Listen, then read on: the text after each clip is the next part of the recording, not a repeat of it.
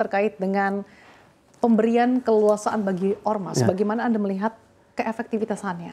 Ya, sebenarnya kalau kita lihat peraturan perundang-undangan sangat jelas ya. Yang mendapat privilege di undang-undang itu adalah representasi negara adalah BUMN. Itu udah clear ya, yang disebut wilayah izin usaha pertambangan khusus ya.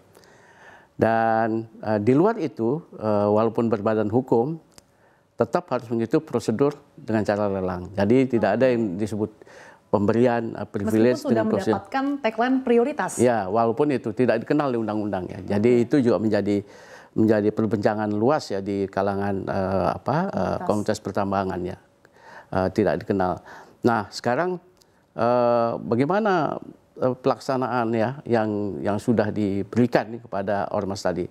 Sampai saat ini terus terang saya belum mendapatkan bagaimana progresnya, sejauh mana katakanlah kegiatan usaha yang dilakukan baik dalam konteks eksploitasi, produksi, pengelolaan lingkungan, kemudian tata niaganya itu belum kita melihat karena ini juga baru 1 tahun praktis. Karena untuk kegiatan pertambangan itu dibutuhkan tahunan kan, eksplorasi bisa 4-5 tahun, kemudian konstruksi dan sebagainya. Jadi panjang sebenarnya. Yang dipentingkan adalah bagaimana pengawasan ini dilakukan. Sebenarnya dalam konteks sebelum mengawasi, tugas negara dalam konteks ini sekyu pemerintah itu membina mereka, membina pelaku usaha. Setelah dibina baru diawasi. Jadi dalam konteks ini tentu negara harus turun untuk membina badan usaha yang ada di Indonesia. Termasuk mungkin yang ada di ormas. Saya yakin mereka sudah, teman-teman sudah memiliki badan usaha ya di urusan pertambangan, tetapi mungkin prosedur untuk mendapatkan konsesinya itu menjadi pertanyaan. Meskipun sudah ditetapkan sekitar setahun, tapi sampai sekarang juga butuh waktu yang cukup lama ya Pak. Tapi kalau butuh waktu yang cukup lama, tapi kenapa RUU Minerba ini tentunya yang dipertanyakan kenapa buru-buru disahkan? Kira-kira arahnya mau kemana sih Pak? Ya, ini menjadi pertanyaan juga. Saya sih berpendapat sebaiknya undang-undang itu jangan sering dirubah. Karena itu kan buku pintarnya yang paling tinggi. Yang perlu dirubah, yang disesuaikan adalah peraturan perundang-undang di bawahnya. PP, Permen, Kepmen, itu yang harus dilakukan ya. Jadi jangan kita tiba-tiba ingin merubah dan itu terdengar dari komunitas pertambangan di seluruh negara. Wah, di luar negeri ini kepastian hukum jadi pertanyaan kan. Orang juga sungkan akan berinvestasi di Indonesia. Jadi merubah undang-undang itu membawa dampak yang luas. Jadi maksud saya pertama yang harus dilakukan adalah bagaimana pelaksanaan undang-undang itu dilakukan, pelaksanaannya seperti apa. Lalu kalau pelaksanaannya kita perlu peraturan yang lebih adaptif dengan kondisi, melewati PP dan sebagainya. Saya kira itu lebih elegan dilakukannya.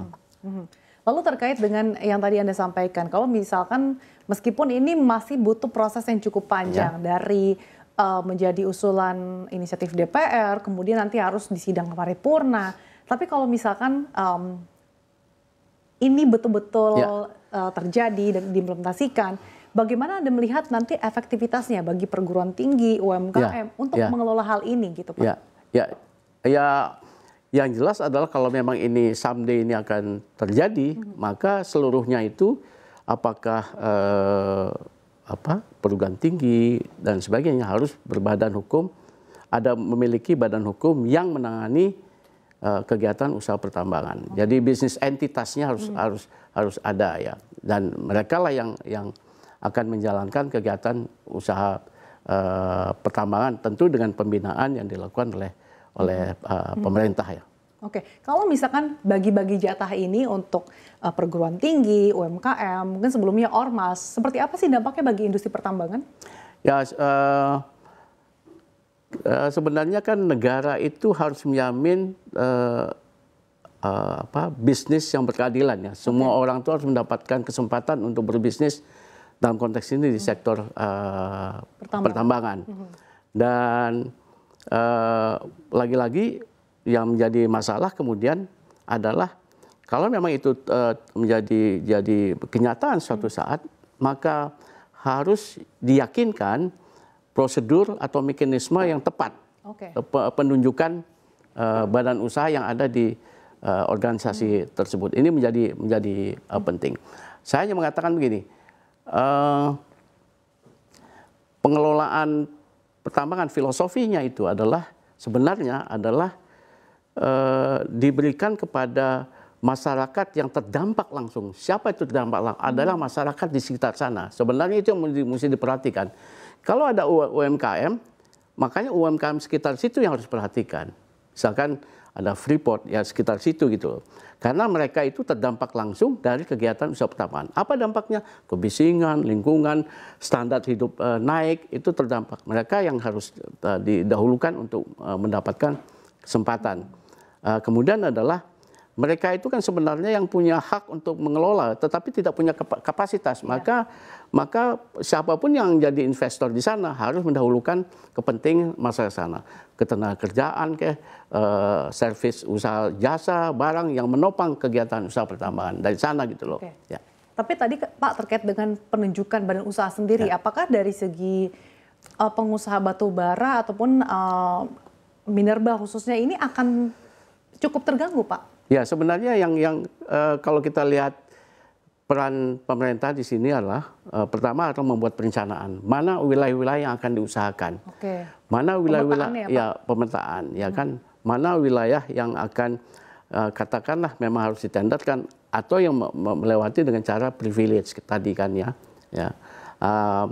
dan make sure bahwa lagi-lagi mereka punya kompetensi untuk melakukan itu. Jadi pemerintah itu harus memiliki perencanaan karena dua peran mineral dan batu bara di sini. Satu adalah untuk percepatan atau pertumbuhan ekonomi, kedua adalah bahan baku industri. Jangan sampai kita tidak punya perencanaan lalu bahan baku untuk industrinya terkendala ataupun ada supply risk ya pada industri.